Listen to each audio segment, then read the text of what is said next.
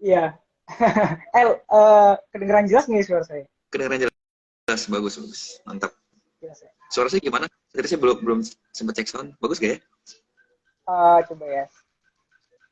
Iya, udah jelas. Oke, siap. Oke, teman-teman. Jadi hari ini kita bakal live bareng Raymond ya. Beliau ada seorang investor saham handal. Ya, analisisnya sih dalam-dalam nih semua. Dari makro sampai fundamental semua dibahas. Oke, mungkin biar teman-teman dari sekolah saham pada kenal Raymond juga. Mungkin Raymond kenal singkat ya. Backgroundnya gimana sekarang, sibukannya apa? Oke, jadi nama saya Raymond. Saya ini sekarang lagi sibuknya itu membangun komunitas belajar saham. Jadi kalau ada teman-teman juga di sini yang follow Instagram saya, mungkin udah tahu ya, kayak saya sering share analisis saham. Plus juga mulai dari tahun 2021 berarti ya saya buka kelas saham. Tapi emang kebetulan di 2022 sempat vakum dan juga sempat nggak ngepost gitu kan selama beberapa bulan itu karena lagi persiapan buat launching nanti yang baru istilahnya gitu. 2001 udah mulai buka kelas saham berarti 2021 2021 ini ya okay. Yang mulai buka kelasnya, tapi mulai investnya dari 2015 kalau saham. Oke. Saya kira dari 2001 kok, itu angkatannya sini ya. Enggak. Angkatan Pak Gemma kayaknya. Wah. 2001 mah saya masih berapa tuh? 9 tahun berarti. Iya, itu udah senior banget berarti. Biasa kalau ngelakuin analisis pakai metode apa kok? Yang preferable. Oke, jadi kalau invest tuh sebenarnya kan banyak di sini yang udah kenal dengan yang namanya value investing ya. Nah, cuma banyak orang itu kayak suka merelasikan antara value investing dengan valuasi murah gitu ya, kayak PE ratio rendah atau PBV ratio rendah. Makanya saya kurang suka menyebut nama value investing. Di sini saya lebih suka menyebut nama itu adalah intelligent investing. Jadi bagaimana kita take opportunity di saat orang lain itu nggak melihat opportunity itu. Kayak saya lebih suka ngambil kesempatan in the plain sight gitu. Kayak padahal semua orang melihat nih hal yang sama, tapi semua orang takut buat beli, tapi saya beli. Itulah yang saya sebut dengan intelligent investing. Saya berani beli hal yang orang lain jauhin gitu. Berarti intelijen itu yang diartikan adalah tuh bisa melihat peluangnya ya, pintar melihat peluang gitu kali ya. Ya, bisa dibilang. Oke. Ini tadi bahasnya Raymond prefernya tuh berarti dari fundamental ya. Kita pasti ngomongin kalau fundamental itu berarti tentang perusahaan yang sehat ya secara keuangan. Nah, menurut Raymond tuh emang gimana kalau misalnya bisa dikatakan sebuah perusahaan yang sehat gitu? Ciri-cirinya apa? Oke, kalau ngomongin perusahaan sehat ya sama lah dengan bisnis pada umumnya ya. Misalnya ada teman-teman di sini yang punya usaha gitu kan, pasti teman-teman udah ngerti lah usaha yang sehat itu seperti apa gitu kan. Pastinya usaha yang sehat itu punya sumber pendapatan ya kan, punya pemasukan. Karena kalau nggak punya pemasukan, pengeluaran doang gitu kan, mana ada yang mau bisnis kan? Kagak ada untungnya gitu kan, boncos gitu kan. Nah makanya karena perusahaan yang sehat itu harusnya punya pendapatan yang pada akhirnya nanti dia bisa mengantongkan profit dengan keuntungan. Istilahnya pendapatan dia harus lebih besar daripada pengeluarannya. Nah, itu salah satu. Kedua, perusahaan yang sehat juga dia itu bisa berjalan tanpa banyak utang. Nah itu kita ngomongin kalau di laporan keuangan tuh namanya neraca ya. Istilahnya perusahaan itu bisa tetap berjalan, berbisnis gitu ya, tanpa dia perlu banyak ngutang. Entah itu ngutang ke bank atau ngutang ke supplier ya, segala macam utang lah. Nah, ketiga, perusahaan yang sehat juga adalah perusahaan yang cash flow-nya lancar. Yang istilahnya keluar masuknya uang, khususnya masuknya uang ya, karena keluarnya uang biasanya lebih cepat daripada masuknya. Nah, yang keluar masuknya uang itu lancar, khususnya masuknya, karena percuma perusahaan itu bilang dia itu profit ya, bilang dia itu punya pendapatan, tapi belum dibayar semua gitu kan, semuanya dalam bentuk piutang. Nah, itu juga nggak bagus, karena artinya cash flow-nya dia nggak lancar, khususnya cash masuk gitu ya. Jadi utamanya perusahaan sehat sih dilihat dari tiga itu sih, dari ada profit atau enggak, terus balance sheet atau neracanya gimana, kayak banyak utang atau enggak, dan terakhir cash flow-nya lancar atau enggak. Kalau semuanya bagus, berarti itu artinya sehat. Oke, berarti tadi 3 poin itu pertama itu profitabilitas ya, kedua solvabilitas, dan ketiga ekuitas ya.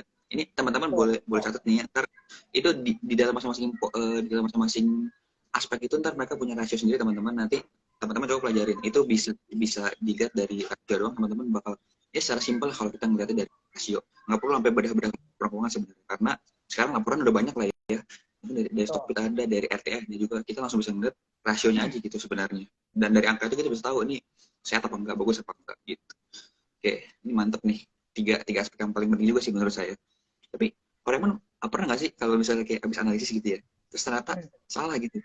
Secara valuasi kita lihat bagus, sehat gitu ya. Tapi harga sahamnya nggak bergerak sesuai dengan yang seharusnya gitu. Malah harga turun-turun terus. Itu pernah nggak? Sebenarnya sih kalau pertanyaannya kayak gitu ya, itu pengalaman saya ada, kan kayak tadi bilang ya, analisisnya salah atau enggak, atau harganya nggak bergerak sesuai dengan harapan gitu ya. Karena kan harapan bisa jadi nggak sesuai dengan kenyataan gitu kan. Nah, itu ada 2 kasus. Yang pertama adalah emang analisisnya yang salah. Nah, kalau analisis yang salah pernah. Itu adalah waktu saya habis untung gede tahun 2015, saya langsung istilahnya take profit, langsung invest lagi, dan disitulah saya salah. Salah karena waktu itu saya cuma tahu yang namanya PI ratio, PBV ratio, terus rasio-rasio tadi yang kayak solvabilitas, profitabilitas. Saya nggak tahu bagaimana cara, saya bilang apa ya, kayak menentukan value perusahaan di masa depan itu seperti apa, itu yang saya belum tahu waktu itu. Jadi saya cuma tahu kalau PI ratio-nya segini, rata-ratanya misalnya PI ratio 15, terus rata-rata 10 tahun terakhir 25, artinya murah gitu ya. Nah, itu salah. Kenapa? Karena saya udah ngalamin sendiri. Saya beli di pas di ratio 15 di rata-rata 20-an, saya rugi gede. Nah, kalau saya hold sampai hari ini, saya ruginya minus 75%. Untungnya saya langsung jual waktu itu. Nah, itu adalah nggak usah sebut nama, yang jelas itu yang jual-jual baju. Oh, oke. Kebaca. Nah, oke. Nah, itu pengalaman yang pertama, istilahnya saya yang salah gitu kan. Nah, tapi kalau yang kedua, itu adalah market yang salah. Nah, ini juga bukannya malah yang kedua ini lebih sering. Karena gini, di saat saya beli sahamnya gitu ya, harganya turun lagi. Artinya kan nggak sesuai dengan ekspektasi saya kan. Istilahnya ekspektasi saya harganya cepat naiknya nih. Karena menurut saya ini udah murah banget. Nah, tapi yang terjadi adalah market nurunin lagi sahamnya jadi lebih murah lagi.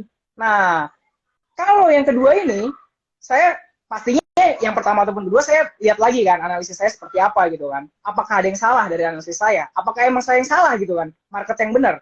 Nah, kalau saya udah analisis ulang gitu kan, udah lihat lagi asumsi saya dan bandingin dengan kenyataan, ternyata asumsi saya masih benar, yang saya lakukan adalah kalau kondisinya kedua ini, saya nambah. Itulah yang terjadi tahun 2020. Pas COVID, ya kan? Itu banyak kan yang pada jual saham sampai murah banget, saham-saham yang bagus-bagus gitu pada saat itu. Nah, itu saya nambah. Beda halnya sama yang tadi, yang kasus tahun 2016, di mana saya langsung take profit dari untung gede tahun 2015, saya invest lagi, ternyata saya yang salah. Nah, kalau itu baiknya cut loss, karena saya yang salah gitu kan. Tapi kalau bukan saya yang salah gitu kan, istilahnya market yang salah, karena marketnya terlalu emosional atau terlalu cepat ambil putusan lah, istilahnya nggak mikir dulu sehingga harganya terlalu murah. Nah, itu kita take opportunity di situ adalah dengan beli lagi lebih dengan jumlah yang lebih banyak lagi, karena dengan demikian average price kita jadi lebih murah lagi. Keuntungan kita pada akhirnya bakal lebih gede lagi. Biasanya average down-nya itu setiap berapa lama tuh? Setiap kekuatan ya? Enggak. Jadi kalau saya sih nggak ada kayak aturan-aturan yang baku gitu ya. Karena seperti yang saya bilang kan, yang penting kalau saya melihat ada opportunity, saya take opportunity gitu kan.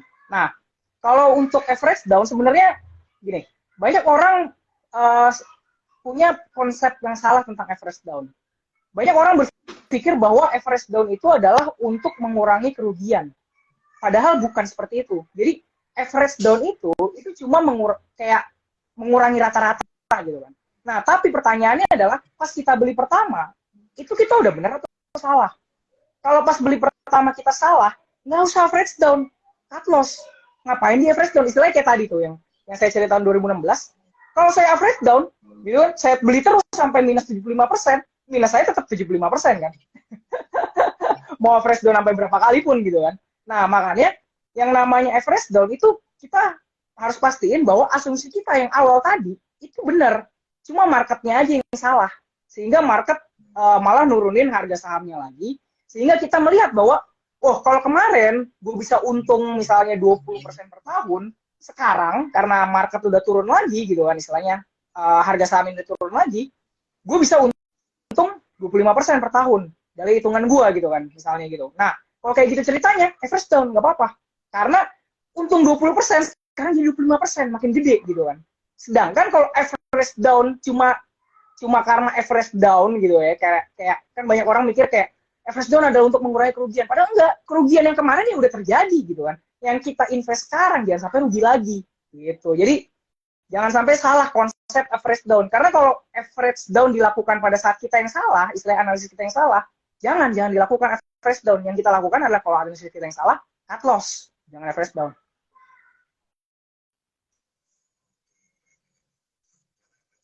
Emang udah salah lah ya. Jadi penting ya buat selalu kita melakukan evaluasi kok ya. Jadi Betul, apa yang udah betul. kita beli. Oke. Nah mungkin ini sesuai judul kita hari ini ya, kita mau coba mengevaluasikan saham-saham yang baru IPO nih. Nah ini menarik nih. Soalnya di 2023 ini itu saya catat kurang lebih udah ada 7 kalau masalah saham yang IPO. Nah, tapi diantaranya 4-nya itu justru ARB beruntung. Nah, jadi itu kenapa?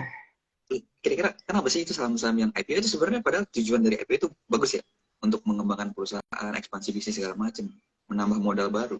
Tapi kenapa ya banyak yang kayak seakan-akan jadi apa ya kata cuci gudang gitu? Ya, untuk fenomena abis IPO harganya turun sih sebenarnya nggak cuma di Indonesia ya. Kayak di market pasar saham luar juga itu banyak terjadi tahun 2022 kemarin. Apalagi tadi Mas bilangnya kan khususnya kalau tahun 2023 yang baru beberapa bulan ini kan. Nah, itu bukan fenomena lokal, istilahnya bukan fenomena yang terjadi di Indonesia doang. Nah, kenapanya? Sebenarnya multifaktor. Pertama adalah karena sekarang money is not cheap gitu ya. Kalau kita ngomongin sedikit makro gitu ya. Selama 12 tahun terakhir sampai tahun 2020 itu yang namanya suku bunga global khususnya yang dipegang oleh Amerika gitu ya. Itu ada di kisaran 0%. Oke. Nah, sekarang bunganya di Amerika itu 4,5 menuju 5. Artinya apa? Artinya 0 ke 4,5 itu bedanya jauh banget. Kalau teman-teman pernah belajar yang namanya present value atau discounted value gitu ya, itu tuh beda antara pakai 0% dan pakai 4,5% itu jauh banget bedanya value-nya. Nah, makanya karena money is not cheap, itu kenapa valuasi bakal turun. Valuasi bakal turun. Karena yang namanya kayak investor-investor institusi ya, kayak misalnya lembaga pensiun, gitu, lembaga asuransi itu pakai yang namanya discounted cash flow, discounted value of cash flow untuk menghitung apakah suatu investasi itu worth it atau enggak untuk diinvestasikan. Nah, kalau angka diskon rate-nya naik gitu ya, kayak tadi 0% ke 4,5%, akhirnya value-nya turun. Jadi istilahnya harga sahamnya otomatis turun. Karena kenaikan suku bunga. Itu kalau kita ngomongin sedikit makro. Nah, kedua, kalau kita ngomongin sebenarnya apa yang terjadi belakangan gitu ya, saya sempat sih merhatiin kayak beberapa perusahaan-perusahaan yang IPO kayak mulai dari 2020 gitu ya ke 2022 terakhir ini ya. Yang saya perhatiin sih emang yang lebih tepat begini. Selama saya perhatiin dari perusahaan-perusahaan itu belum ada satupun yang istilahnya kayak saya melihat kayak pertama itu emang perusahaan bagus. Ya ada sih beberapa kayak Cimori gitu ya. Itu cukup bagus. Terus mungkin anak usahanya Telkom tuh yang Mitratel ya, Mtel itu juga lumayan. Ya, tapi overall kayak kebanyakan gitu kayak ya perusahaannya ya kayak biasa aja gitu. Nggak apa ya istilahnya, nggak terlalu gimana-gimana lah istilahnya. Kalau menurut saya ya, pendapat saya ya kan, pendapat bisa beda ya. Beda halnya sama kayak misalnya IPO beberapa tahun sebelumnya, kayak IPO sebelumnya itu sempat saya pengen beli tuh ada satu. Kalau teman-teman tahu produknya Procis. Itu sempat saya waktu itu memikirkan, wah ini IPO-nya menarik, harganya juga murah. Tapi ternyata keputusan saya akhirnya untuk nggak beli IPO-nya itu proof correct. Karena pas 2020, pas COVID, ya kan, harga itu juga turun. Harga itu juga turun. Jadi akhirnya saya bisa beli lebih murah lagi daripada pas IPO-nya. Walaupun pas IPO udah murah. Gitu. Jadi sebenarnya perusahaan IPO kenapa bisa turun? Itu pertama ya tadi, unsur makro gitu ya. Kedua adalah karena gini, perusahaan kayak kalau gue punya perusahaan gitu, kalau saya punya perusahaan, saya mau IPO, itu kan artinya saya jual perusahaan saya ke orang gitu kan. Ya walaupun nggak semuanya gitu kan, sebagian. Karena kan masyarakat beli persentasenya kan nggak full gitu kan, nggak 100% gitu kan. Nah, di saat saya jual kepemilikan saya di perusahaan saya gitu kan, misalnya perusahaan saya IPO, kan pasti saya mau jual perusahaan saya di harga yang mahal kan. Benar nggak? Kan ini perusahaan yang saya bangun capek-capek gitu kan. Masa saya mau jual di harga murah? Logika aja gitu kan. Ya mana ada sih orang yang istilahnya udah capek-capek bangun suatu perusahaan terus dia mau jual harga murah? Nggak mau kan. Kedua adalah di saat IPO itu kan tujuan utamanya tadi seperti Mas bilang, kita mau ngumpulin dana ya kan. Ngumpulin dana buat berkembang gitu kan. Nah, dana yang dihimpun targetnya itu berarti sebanyak-banyaknya betul. Ya kan? Sebanyak-banyaknya kan. Sebisa mungkin ya kalau bisa unlimited gitu, kalau bisa infinity. Tapi kan nggak bisa gitu kan, Pak. Makanya ada yang namanya kayak harga penawaran gitu kan, harga penawaran sahamnya. Nah, pada akhirnya nanti kenapa harga saham IPO yang belakangan ini cenderung turun? Itu menurut pendapat saya karena memang kebanyakan perusahaan IPO yang belakangan IPO gitu ya, itu ada di harga yang terlalu mahal jualnya. Gitu. Jadi istilahnya mereka terlalu premium jual harganya gitu ya. Istilahnya dibanding sama perusahaan IPO sebelum-sebelumnya, tahun-tahun sebelumnya ini kayak mahal banget. Sehingga ya wajar kalau misalnya habis IPO turun. Karena yang namanya market itu akan ada penyesuaian. Gitu. Makanya saya sering banget bilang sama baik follower saya ataupun orang-orang lain yang biasa saya ikuti live-nya, itu biasa bilang, kalau emang mau beli suatu saham, baiknya sih setelah IPO aja. Kenapa? Karena beli pas IPO-nya itu sebenarnya kayak chance untuk kita beli IPO terus kayak nggak pernah, istilahnya harganya nggak pernah lebih rendah daripada IPO, itu chance-nya kecil. Coba aja lihat, perusahaan yang IPO, itu kebanyakan, itu kayak setahun atau 2 tahun atau 3 tahun lah setelah di IPO, itu pasti harganya turun di bawah IPO. Nggak pasti sih, kayak ada sih beberapa pengecualian gitu ya, kayak contoh misalnya saham apa tuh yang air mineral Cleo ya, itu kayaknya itu nggak pernah di bawah harga IPO. Nah, tapi banyak banget ya, kayak bisa dibilang mungkin di atas 50% saham IPO itu pasti setahun atau 2 tahun atau 3 tahun setelahnya itu akan menyentuh di bawah IPO. Mau contoh, nih, perusahaan yang saya invest di tahun 2021, Transmarket. IPO tahun berapa? 2012. Harganya berapa? 500-an. 2021 berapa harganya? 400-an. 9 tahun turun. Ya kan? Bukannya naik malah turun. Tapi pas saya beli, harganya sempat naik pas gara-gara info beli waktu itu mau akuisisi, dan emang real sih, emang di akuisisi gitu kan. Dari 400 naik ke 2000. Cuma dalam setahun. Tapi kalau teman-teman nggak sabar, ya kan, nunggu dari 2012, nggak sabar di 2021, malah teman-teman jual gitu kan di harga 400, teman-teman malah rugi. Gitu loh nggak? Nah, makanya itulah kenapa yang namanya kalau mau invest saham, saran saya sih mending setelah IPO. Gitu. Contoh kedua nih. Ini yang belum lama IPO-nya. Saya lupa tahunnya. Karena saya emang untuk saham yang ini emang belum pernah beli. Cuma masih dalam pantauan saya. Istilahnya kalau harganya cukup menarik, kemungkinan bakal saya beli. Itu adalah yang namanya Prodia. Belum lama kok IPO-nya. Kalau nggak salah 5 tahun apa 4 tahun yang lalu ya. Saya lupa. PRDA ya berarti ya? Ya, PRDA. Nah, itu, saham itu, IPO, kalau nggak salah harganya 6 ribuan. Terus kemarin, pas COVID berapa? 3 ribuan kan? Ngapain gitu kan buru-buru beli pas tahun berapa tuh? 2016 atau 2000 berapa ya? Saya lupa tahun IPO-nya. Di saat 2020 bisa beli setengahnya gitu kan. Setengah dari harga IPO. Makanya dari itu emang di pasar saham tuh bener kata investor yang kawakan tuh ya, Long Geng Hong ya.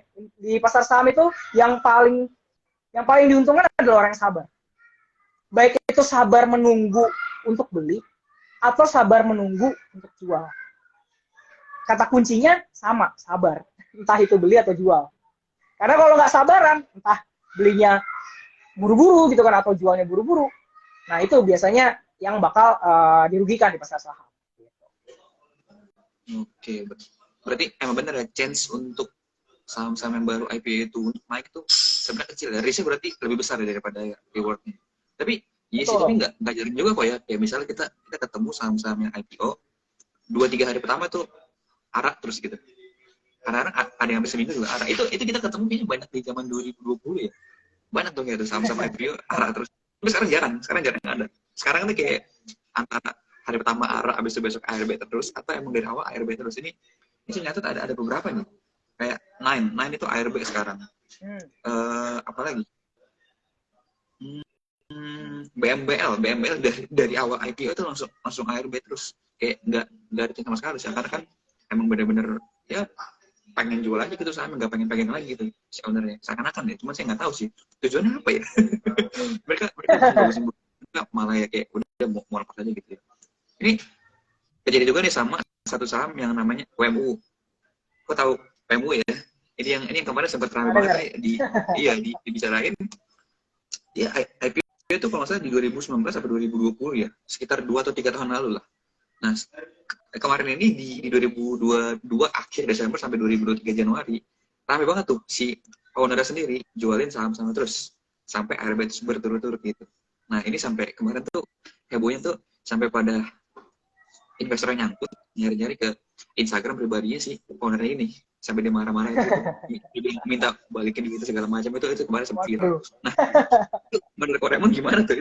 Tujuannya apa atau mungkin Koremon punya pandangan gitu? Ya, saya sih sebenarnya sempat dengar WMU tuh pas kalau nggak salah dia IPO-nya 2020 2021 ya. Kayaknya lebih ke 21 ya kayaknya. Bentar, coba saya cek ya. Nah, coba. Saya juga lupa 2020. Kalau nggak salah 21 nih. Oh iya 2021, iya benar. Ya, 2021 kan. Nah, 2021 tuh emang favor pitch. Itu adalah apa istilahnya kayak orang-orang yang baru kenal saham itu tuh nyemplung bangetnya tuh di tahun 2021. Kayak all in 2021. Nah, di 2021 itu juga lah yang saya perhatiin ya. Itu kayak saya juga punya akun Stockbit gitu kan, saya juga punya akun ya beberapa yang lain. Itu saya suka merhatiin gitu kan, kayak apa namanya, stream ya kalau di Stockbit ya namanya, kayak yang thread-threadnya gitu kan, kayak orang-orang yang ngomongin saham-saham gitu. Nah, waktu itu saya sempat emang ngelihat WMU itu rame banget. Salah satunya adalah karena ada salah satu public figure gitu kan yang sempat kayak beli sahamnya dan bilang ke publik gitu, saya punya sahamnya, ini adalah saham yang bagus kayak gitu-gitulah. Nah, yang mau saya sampaikan sih di sini, saya nggak pernah ketemu seumur hidup saya nggak pernah ketemu yang namanya perusahaan yang bagus itu perlu dipromosikan saham. Saya nggak pernah ketemu yang kayak gitu. Karena istilahnya perusahaan yang bagus, sahamnya tuh akan naik sendiri sesuai dengan profit perusahaan itu, profit dan fundamental lainnya. Istilahnya nggak perlu dipromosiin, harganya bakal sesuai dengan company worth, gitu ya, emang sesuai dengan fundamental perusahaannya. Nah, sedangkan kalau perusahaan-perusahaan yang sahamnya perlu dipromot gitu ya untuk naikin harga sahamnya, itu yang harus hati-hati. Kenapa? Karena bisa jadi yang promote itu punya apa istilahnya dia punya kepentingan gitu ya, betul, kayak punya kepentingan atau dia udah punya sahamnya duluan gitu ya di harga yang jauh lebih murah sehingga dia promote supaya harganya naik gitu kan. Di saat dia promote, dia jual sahamnya gitu kan. Istilahnya dia promote bukan buat ngajak supaya orang-orang lain sama-sama untung gitu ya, tapi lebih ke arah ngajak orang lain beli dari dia gitu loh, bukan ngajak sama-sama untung tapi ngajak buat beli dari dia gitu. Itulah yang suka disebut kalau di luar sana disebut dengan skema pump and dump gitu ya. Istilah dia pumping, dia pompa nih sahamnya sampai gembung gede banget gitu ya, sampai harganya mahal banget. Nah, habis sahamnya udah mahal, dia jual kepemilikan dia semua gitu kan untuk dapat keuntungan. Nah, itu yang harus hati-hati. Makanya, kalau teman-teman melihat ada saham yang sangat-sangat aktif dipromot gitu ya, oleh siapapun, ingat siapapun, entah itu public figure, entah itu influencer, entah itu mungkin anggota pemerintahan mungkin, nggak ada yang tahu gitu kan siapa orangnya.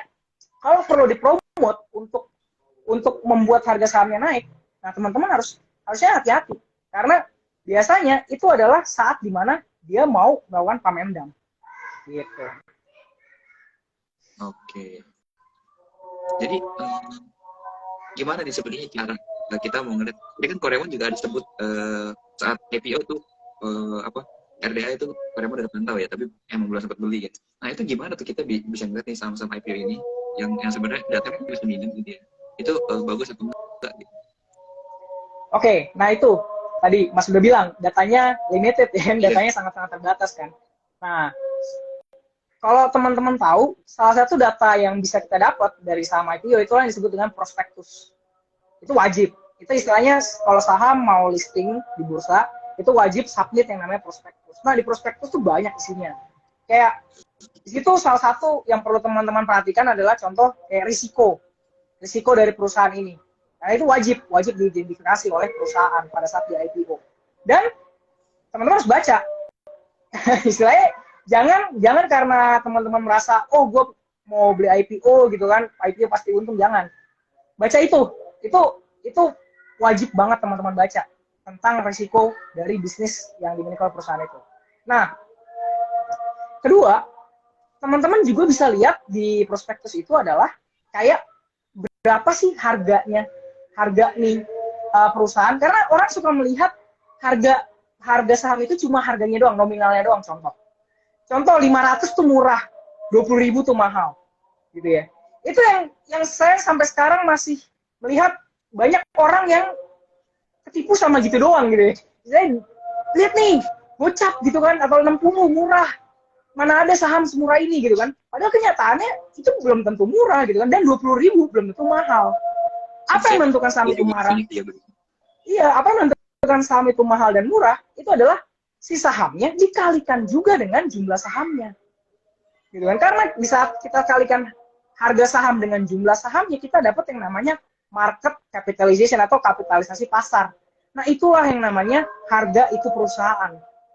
Istilahnya kalau semua perusahaan itu dibeli sahamnya, segitulah harganya.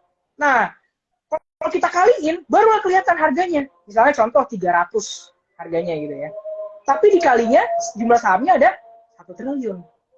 Nah, berarti 300 kali 1 triliun berapa tuh? 300 triliun kan? Mahal. Ya kan? Contoh misalnya 20.000 harganya. Tapi jumlah sahamnya cuma 1.000. Berarti 20.000 kali 1.000 berapa? 20 juta. Murah kan? Nah, makanya kita kaliin, baru nanti kita bandingkan dengan, contoh kayak tadi kita bandingkan dengan profit yang kita dapat nanti namanya PE ratio gitu kan, price to earning. Terus kita bandingkan dengan ekuitas atau orang suka kenalnya dengan nama book value. Makanya kita dapat angka nanti namanya PBV ratio atau price to book. Ya kan? Contoh kayak gitu-gitu lah yang bisa kita coba evaluasi saham ini mahal atau murah. Tapi jangan lihat nominalnya. Karena nominal itu sangat-sangat menjebak. Gitu ya. Nah, kalau udah lihat itu juga gitu kan, harga nih perusahaan berapa, ya kan? Lihat juga yang namanya historical riwayat kinerja perusahaan, karena di prospektus juga ada. Contoh misalnya perusahaan IPO di tahun 2023. Di prospektus itu biasanya dia akan tampilin minimal 3 tahun terakhir. Contoh kayak 2020, 2021, 2022, dia tampilin tuh kinerjanya. Nah, kita perhatiin kinerjanya gimana. Apakah terjadi kenaikan, apakah terjadi penurunan, atau datar-datar aja, gitu kan. Ya pastinya yang kita mau kan perusahaan yang mau berkembang tadi kan, seperti yang Mas bilang kan, dana IPO untuk berkembang kan. Artinya kalau kita lihat kinerjanya ya berarti going up gitu kan, istilahnya revenue-nya makin naik gitu kan, profitnya makin naik dan sebagainya. Nah, tapi kalau kita lihat revenue-nya aja turun atau malah nggak stabil gitu kan, nah itu juga lebih tanda tanya tuh, karena kalau perusahaan itu revenue-nya nggak stabil sebelum IPO, siapa yang menjamin setelah IPO dia bakal stabil revenue-nya? Benar kan? Nah, makanya kita juga harus lihat yang namanya riwayat kinerja. Pastiin bahwa perusahaan itu sehat. Tadi yang seperti kita bahas di awal ya, syarat-syarat sehat adalah profitabilitas, terus solvabilitas, istilahnya nggak terlalu banyak utangnya, istilahnya dia bisa terus beroperasi tanpa perlu banyak utang, dan terakhir cash flow lancar. Gitu. Kita pastiin tuh dari riwayat kinerjanya. Nah terakhir yang kalau kita mau invest di perusahaan IPO, nah ini yang paling susah. Kita harus bisa menentukan kayak 5 tahun atau 10 tahun lagi, kira-kira nih perusahaan bakal seperti apa. Itu adalah inti dari semua investasi. Itu ada inti dari semua investasi, baik itu saham, properti, ataupun obligasi, apapun lah. 10, 5 atau 10 tahun lagi bakal seperti apa ini perusahaan. Contoh kalau kita nggak ngomong saham ya, kalau kita ngomong properti gitu kan. Dalam kita beli rumah kan pasti kita melihat bahkan kayak 5-10 tahun lagi kira-kira daerah sini bakal kayak apa. Gitu kan. Kalau daerah sini bakal ditinggalin, berarti harga propertinya maksudnya tinggalin tuh kayak orang-orang pergi dari situ gitu kan. Istilahnya bukan ditinggalin orang-orang tinggal di situ, bukan. Maksudnya tinggalin adalah orang pergi dari situ cari tempat lain gitu kan. Berarti harga properti daerah itu bakal jadi makin murah di 5 atau 10 tahun lagi gitu kan. Karena properti kan yang paling penting adalah location gitu kan, lokasi. Semakin strategis lokasinya, pasti harganya semakin mahal gitu kan. Nah sama, saham juga seperti itu. Kalau tadi kita ngomongin properti location, saham itu adalah kinerja perusahaan. Nah, makanya kita harus bisa menerawang kayak misalnya 5 atau 10 tahun lagi kinerja perusahaan ini bakal seperti apa. Gitu ya. Contoh tadi, kalau teman-teman mau beli sahamnya WMUU tadi ya, kalau nggak salah ya, Widodo Makmur ya. Pas IPO kemarin gitu kan. Nah, teman-teman harusnya pada saat mau beli saham IPO WMUU itu, teman-teman harusnya memperkirakan kayak 5 sampai 10 tahun lagi kira-kira si WMUU ini bakal kayak gimana. Revenue-nya bakal seperti apa, profitnya bakal berapa gitu kan, dan sebagainya. Apakah banyak utangnya atau enggak 5 atau 10 tahun lagi gitu kan. Nah, kalau teman-teman udah bisa memperkirakan kayak profitnya berapa, revenue berapa dan sebagainya. Nah, yang teman-teman lakukan berikutnya adalah teman-teman tarik mundur dari 5-10 tahun lagi ke hari ini. Itu yang namanya present value discounting atau discounted cash flow model. Itu istilahnya kita dengan kita tahu di suatu saat nanti harga ini perusahaan berapa, sekarang kita beli di berapa, contoh ya. Contoh misalnya kita yakin ya WMUU atau jangan WMUU deh, kita nggak usah pakai nama lah. PTX lah istilahnya gitu ya, perusahaan X, oke? Okay? Perusahaan X 10 tahun lagi profitnya bakal 1 triliun. Contoh aja. Oke? Okay? Perusahaan X 1 tahun lagi profitnya bakal 1 triliun. Berarti worth dari perusahaan ini berapa? Ya itu bisa macam-macam gitu kan. Contoh lah, anggaplah P ratio kalau menurut banyak orang normalnya 10 misalnya gitu ya. P ratio 10 tuh ya standar lah, nggak tinggi, nggak murah gitu kan. Oke, kita kaliin berarti. Profitnya 1 triliun, P ratio-nya 10. Berarti berapa worth-nya di tahun ke-10? 10 triliun gitu kan. Nah, kita balikin ke hari ini. Oke? Hari ini dia IPO di market cap berapa? Di kapitalisasi pasar berapa? Kalau hari ini kapitalisasi pasarnya aja udah 15 triliun, padahal 10 tahun lagi bakal ke 10 triliun, artinya kita bakal rugi. Bener gak? Bener gak? Istilahnya kita mau hold, betul, kita mau hold sampai 10 tahun pun kita tetap rugi. Karena 10 tahun lagi dia bakal jadi 10 triliun, padahal hari ini aja harganya 15 triliun. Rugi bandar gitu kan. Nah, kecuali kalau kejadiannya sebaliknya. Di hari ini, IPO, ternyata market cap-nya atau kapitalisasi pasarnya cuma 1 triliun. Itu kan artinya peluang kan? Ya kan? Peluang kan? Istilahnya 10 tahun lagi dia bakal jadi 10 triliun. Hari ini harganya cuma 1 triliun. Artinya saya punya kesempatan untuk untung 10x, istilahnya gitu kan. Istilahnya uang saya bisa berlipat 10 kali lipat dalam 10 tahun.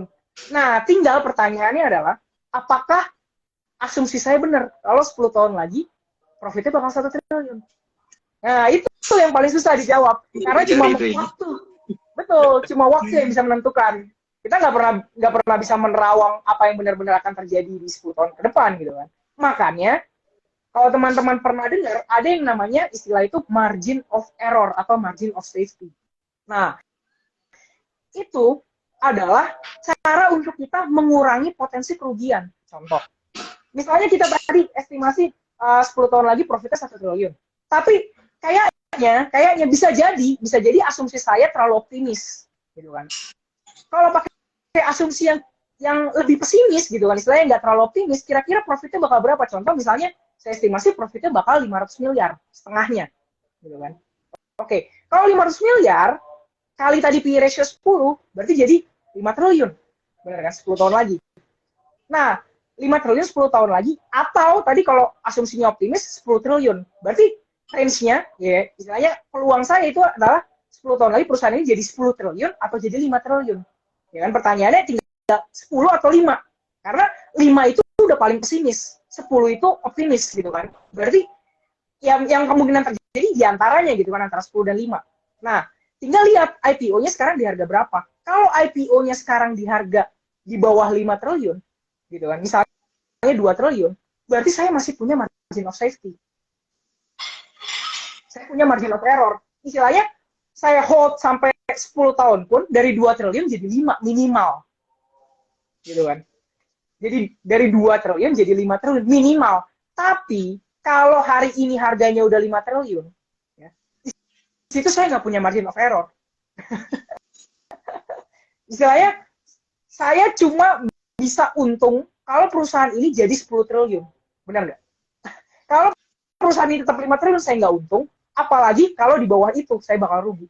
Itulah yang namanya margin of safety atau margin of error. Kita harus, itu makanya Warren Buffett suka bilang kan, kalau bisa kita beli lebih murah daripada yang sepantasnya.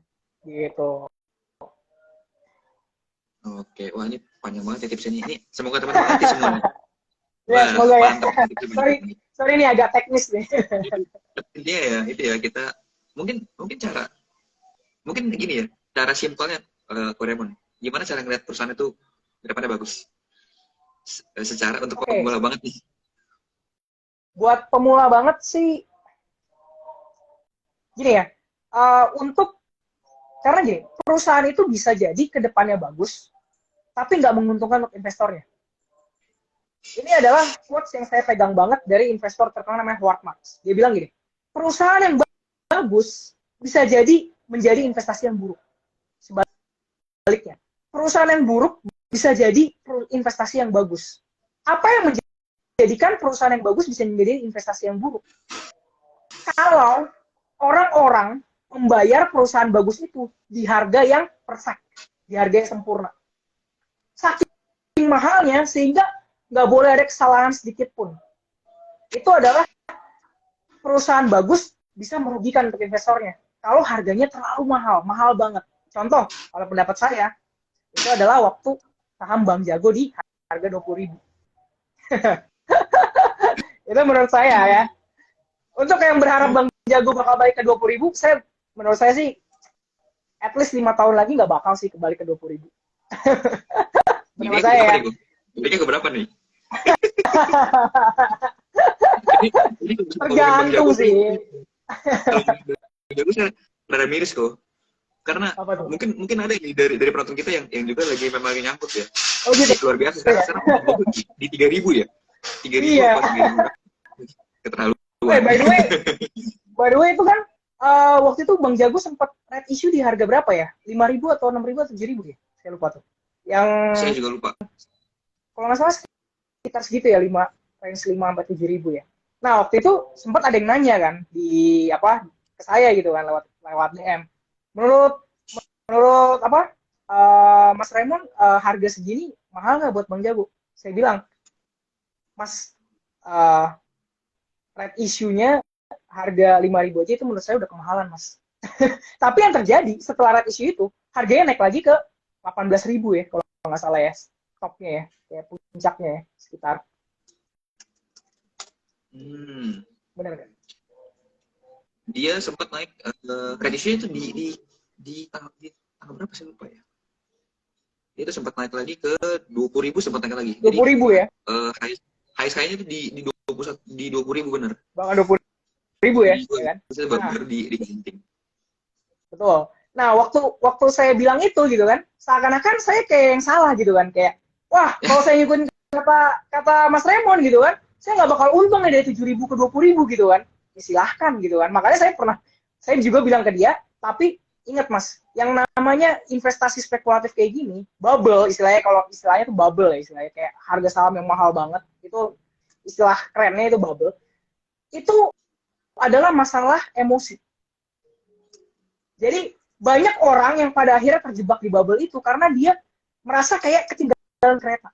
Gitu. Kayak saya bilang kan 7.000 kemahalan gitu kan. Pas dia naik ke 10.000, wah kemarin 7.000 aja kemahalan, masa naik ke 10.000 gitu kan. Terus naik lagi ke 13.000, wah kemarin aja 7.000 kemahalan, 10.000 kemahalan, sekarang naik lagi 13.000 gitu kan. Wah gue nggak mau ketinggalan kereta, gue beli sekarang di 13.000 gitu kan. Akhirnya dia ke 20.000 gitu kan, tadi Mas bilang kan 21.000 bahkan. Oke, 21.000 nggak mau take profit dong karena gue udah nggak ketinggalan kereta nih gitu kan. Oke, akhirnya 21.000 turun. Nggak apa-apa, ntar juga balik lagi ke 21.000. Ternyata turun lagi, sampai akhirnya turun ke harga dia beli. Terus pas dia udah di harga dia beli, which is contoh tadi 13.000 gitu kan. Terus dia berpikir, ini kayaknya bakal balik lagi nggak di 20.000? Kayaknya balik lagi deh. Kayaknya ini cuma sementara deh. Itulah makanya yang namanya bubble atau istilahnya spekulatif investment itu ngomongin soal emosi. Karena kebanyakan orang yang akhirnya terjebak atau nyangkut istilahnya gitu ya, itu adalah karena terjebak emosinya sendiri. Akhirnya di saat 13.000, dia merasa kayak, udahlah, 13.000 ini murah. Karena toh kemarin sempat 21.000 kan. 13.000 murah dong, ya kan? Karena pandangan mereka, kayak mereka cuma lihat harganya doang gitu kan. Akhirnya turun lagi ke 10.000, turun lagi ke 7.000, turun lagi ke sekarang kalau nggak salah udah di bawah 3.000 ya kan? Nah nanti kapan cut loss-nya?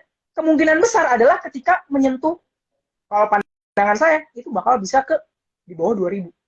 Itu baru mereka pada cut loss. Istilahnya minus berapa jadi? Kira-kira ya minus 80-90% lah kalau dari harga 13.000. Kalau dari harga 20.000 itu udah hampir minus 90%. Benar nggak? Nah, makanya hati-hati sama yang namanya speculative investment. Emang dalam speculative investment kayak gitu, itu musuh kita cuma satu, emosi. Karena kalau dia naik terus, kita jadi FOMO gitu ya. Kita nggak mau ketinggalan gitu kan. Istilahnya gue mau ikutan, gue nggak mau ketinggalan cuan gitu kan. Tapi begitu dia turun, kita jadi denial. Kita jadi merasa kayak, kemarin lebih mahal, sekarang kan udah murah, ini udah murah lagi gitu kan. Gitu. Makanya hati-hati sama yang kayak gitu.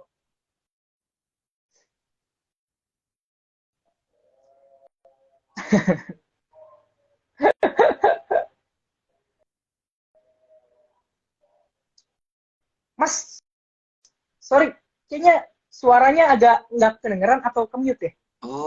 Ke-mute, sorry. Iya. Oke, sorry. Oke, jadi gini, ini berarti tadi terakhir mana ya? Berarti menurut Koremon ini Bang Jago ini masih bisa ke 2.000 ya? Masih bisa turun ya dari harga sekarang? Itu pendapat saya ya. Ntar teman-teman bilang, tiba-tiba dari 2.900 naik lagi ke 6.000 gitu kan? Who knows gitu kan? Yang namanya spekulatif investment gitu kan? Suka-suka gitu kan? Tapi gimana nih? Mungkin tips ya. Ini mungkin tips singkat buat teman-teman yang emang lagi ada nyangkut nih, entah itu di mungkin kita spesifik ngomong ke saham-saham yang baru IPO belum lama. Nah itu gimana kok tipsnya? Oke. Sebenarnya nggak cuma IPO ya, apapun sahamnya ya, baik itu IPO ataupun yang udah lama IPO ataupun yang lagi red issue dan sebagainya. Saran saya sih teman-teman perdalam lagi belajar sahamnya, karena yang namanya investasi saham itu ini banget sih, maksudnya it's not a child's play. Banyak orang, atau lebih tepatnya gini, lebih banyak orang yang jatuh miskin di pasar saham daripada orang yang jadi kaya raya di pasar saham. Itu statistik. Istilahnya lebih banyak orang yang kehilangan uang di pasar saham dibandingkan orang yang dapat untung di pasar saham. Kenapa? Karena kebanyakan orang pikirannya itu short term. Makanya kalau teman-teman pikirannya itu short term, itu juga harus hati-hati. Kemungkinan besar teman-teman bakal kehilangan uang di pasar saham, bukannya malah dapat uang. Tapi kalau teman-teman pikirannya long term, ya, dan teman-teman udah menambah terus ilmu saham sehingga teman-teman udah ngerti banget nih cara kayak tadi melihat perusahaan sehat atau enggak, melihat prospeknya ke depan bakal seperti apa, valuasinya gimana. Kalau udah belajar kayak gitu, nah kalau teman-teman udah ngerti, teman-teman bakal tinggal membangun yang namanya mindset. Gitu. Karena setelah ilmu yang paling yang lebih susah lagi sebenarnya dibangun, karena kalau ilmu kan banyak ya, banyak tempat belajar kan, banyak buku-buku yang ngebahas tentang saham, banyak website-website, banyak ya macam-macam lah tempat-tempat, mungkin seminar ataupun sebagainya gitu, bahkan sekolah saham gitu kan. Sekolah saham Indonesia ini juga pastinya ada kan produk-produk yang belajar tentang saham gitu kan.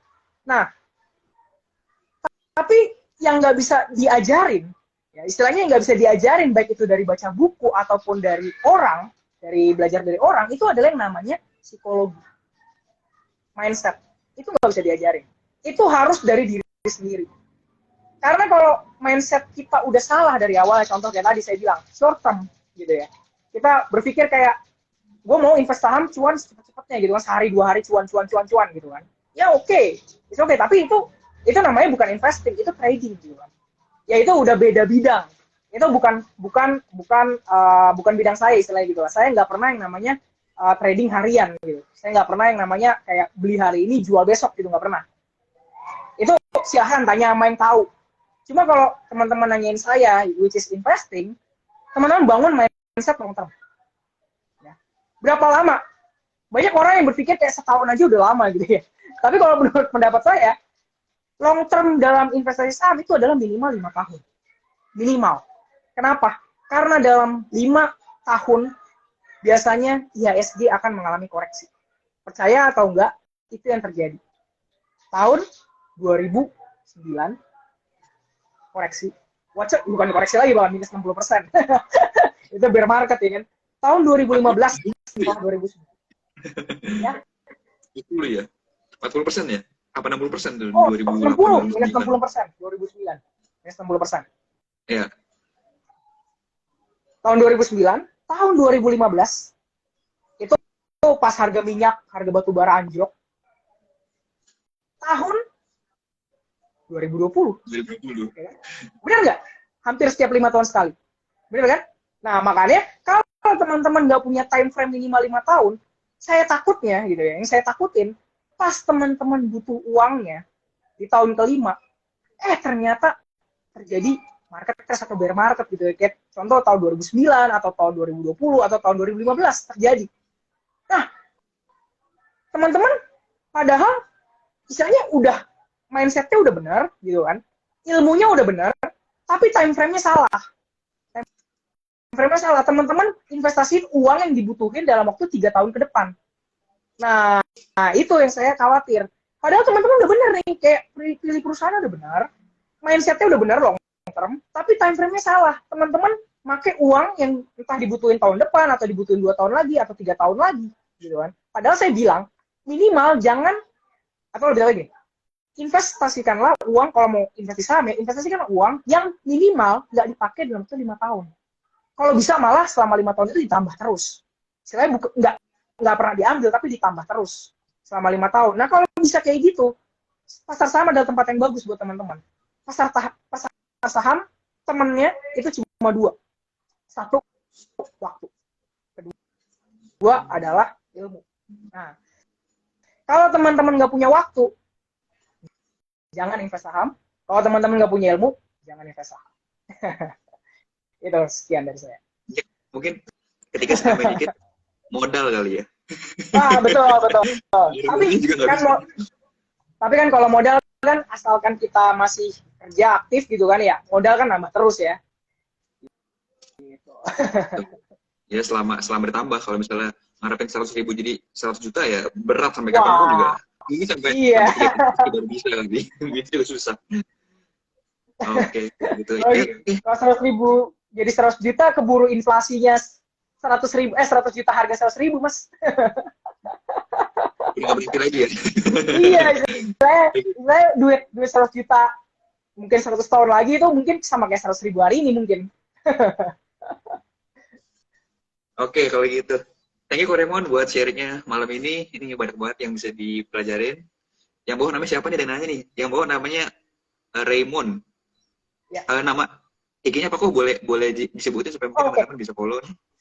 Buat teman-teman yang mau follow juga, Instagram saya namanya @rbonakapsi.